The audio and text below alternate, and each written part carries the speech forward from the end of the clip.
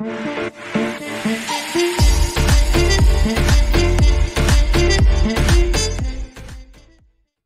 and welcome, ladies and gentlemen. I'm Fame1 and welcome back to the channel. Today we're going to talk a bit more about the new player experience and actually how it's been for me in this journey on Planetside 2. In my previous video, I just played for, let's say, a bit more than 50 hours. But right now I played like 100 hours, a bit more even, and I think I learned all the basic stuff in Planetside 2. No, I'm not a salty vet yet, but I'm getting there.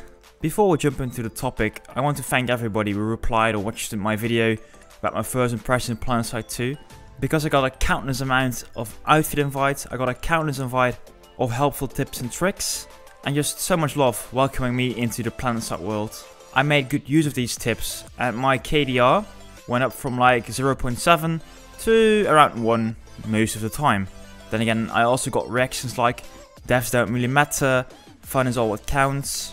Okay, and I know that's true, but still, when you're playing, you're having the most fun when you're getting a lot of kills and you die just a few times. So a KD of 1 is actually really good to me.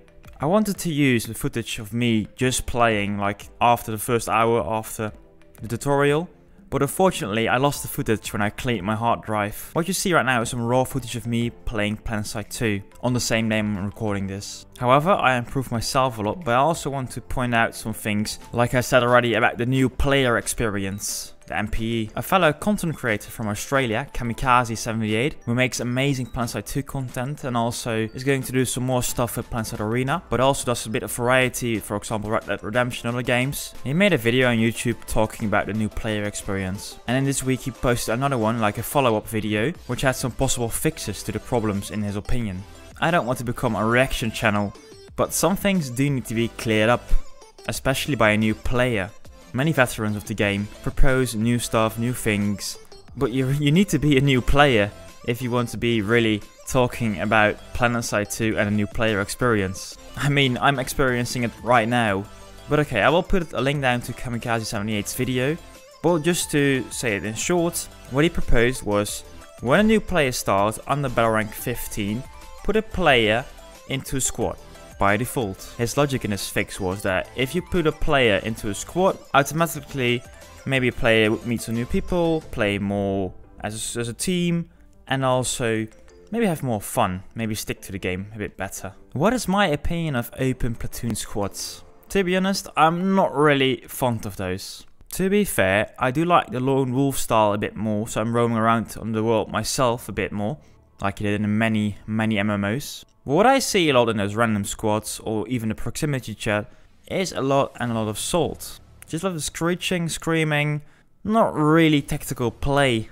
Most people seem to join a squad to have like a simple spawn beacon, but the amount of times I had good gameplay with a squad, I can count in one hand. On the other hand, you also have the more coordinated open platoons. They really try their best. However, what I hear more often than not is, please guys, follow the waypoint, otherwise I will kick you.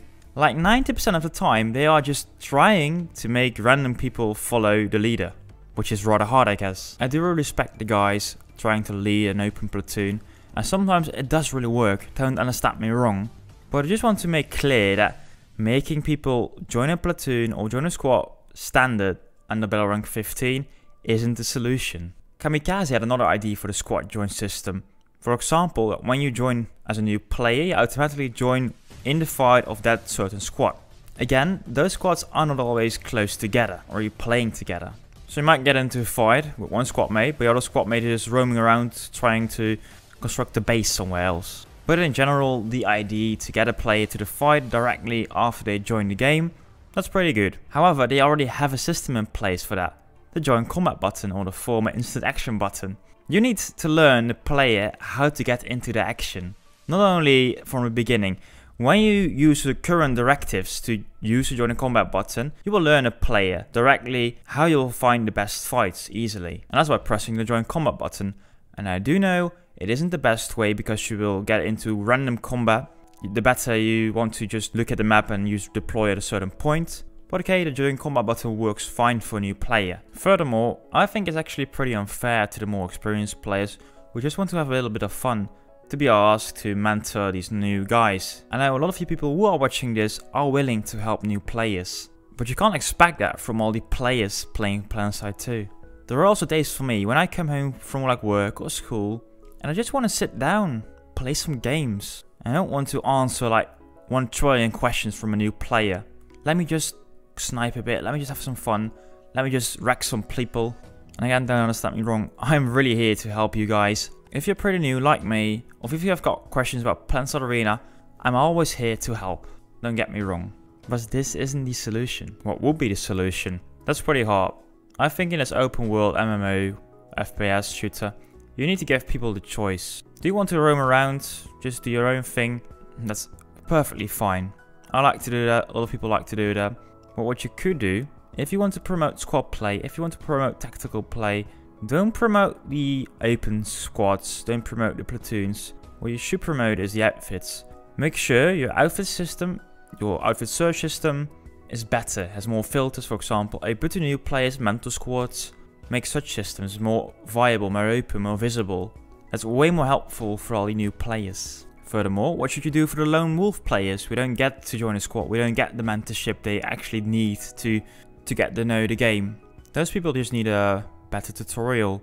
And I've seen a reaction, I've seen lots of reactions from the developers that they are working on a better tutorial system. And that will be enough, really. Planetside 2 is a quite complex game. And just not everybody likes a quite complex game. It is a niche, but you need to understand the basics. But you also need to be open to learn the basics. What the tutorial should have is some basic map knowledge, some basic fly and drive mechanics in a tank, for example, or in the ESF. And last but not least, in-game, a bigger overlay of buttons you have to press to, like, for example, deploy a Sunderer. I've seen a reaction on my YouTube video that it's actually there.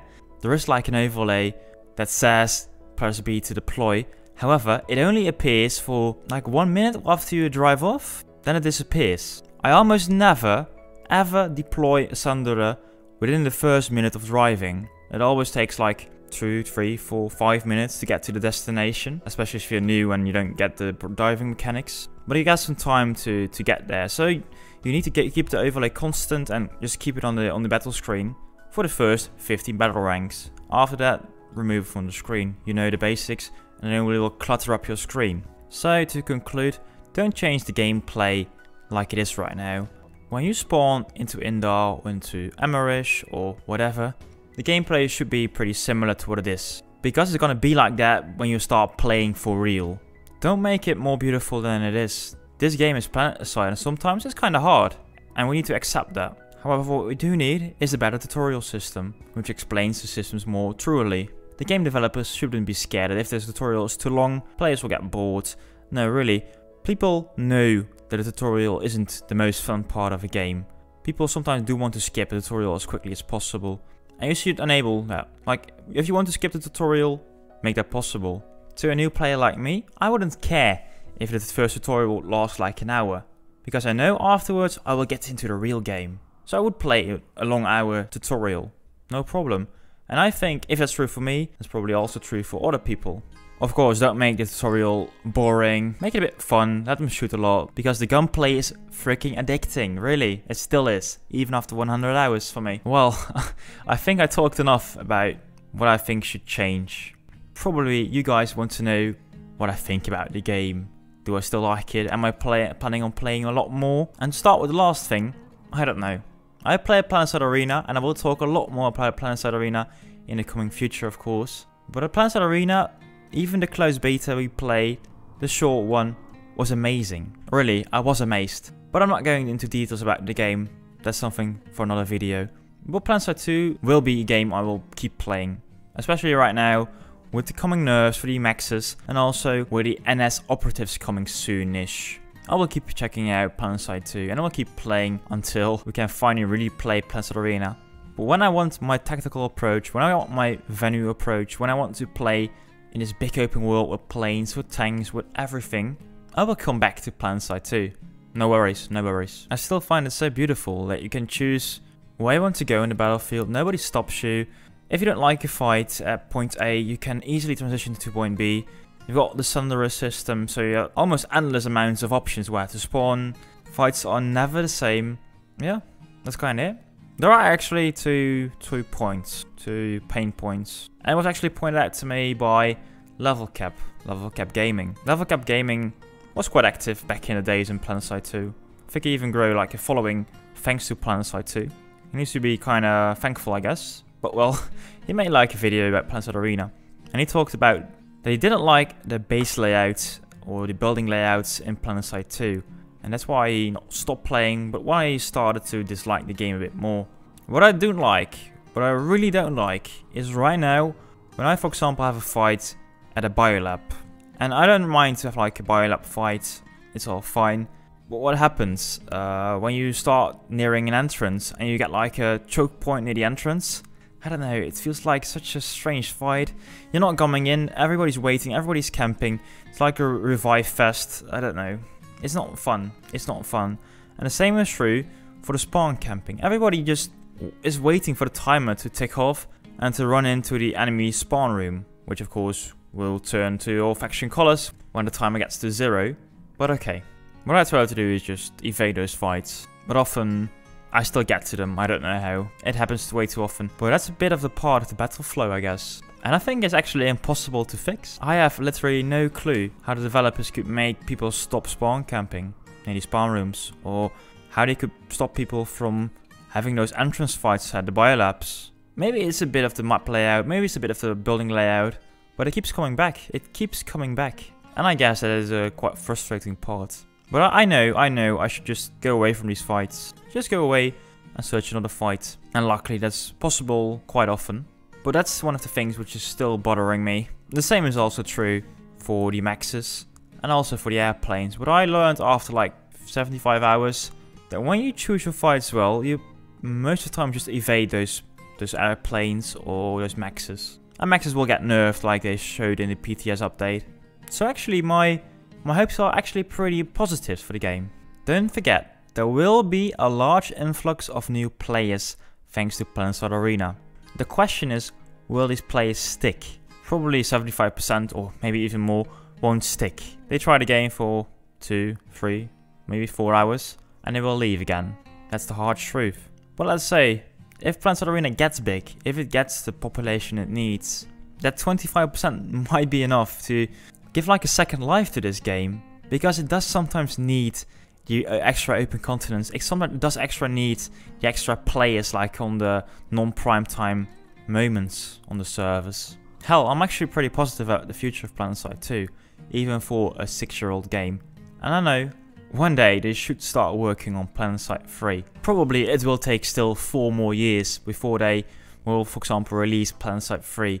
But it doesn't matter because right now we do have another game. We do have Planetside Arena luckily coming. As long as the developers are true to their words and do really start to work on the tutorial system, I'm actually kind of positive about the future of this game and about Planetside Arena too. I'm still waiting for DirectX 11, I'm still waiting for a bit more marketing, I'm still waiting for the new tutorial, I'm still waiting for Usher, and Usher isn't coming anytime soon, but I'm still waiting. And I'm waiting with a good cup of tea, I'm waiting with Planetside Arena closed betas coming soon, and I'm having a lot of fun in the meantime. And what are you doing? Are you still playing Planetside 2? Are you planning on playing Planetside 2? Or are you just waiting here for Planetside Arena? Let me know in the comments. I'm always interested in your tips and tricks or whatever, just your quirks. Or maybe just chit chat a little bit with me on my Discord channel. All the links are down below. And I want to point out that I'm also pretty active on Twitter. And I'm at Faber1_TV. So you can follow me over there. And also, I've seen a lot of you guys liking me on Facebook. However, I'm not really active on Facebook. It's my old DJ account stuff, because I did DJing back in the days. So, yeah, I don't know if you should check my Facebook out. But well, yeah, that's me. That's Faber1, and I will see you soon with some more content.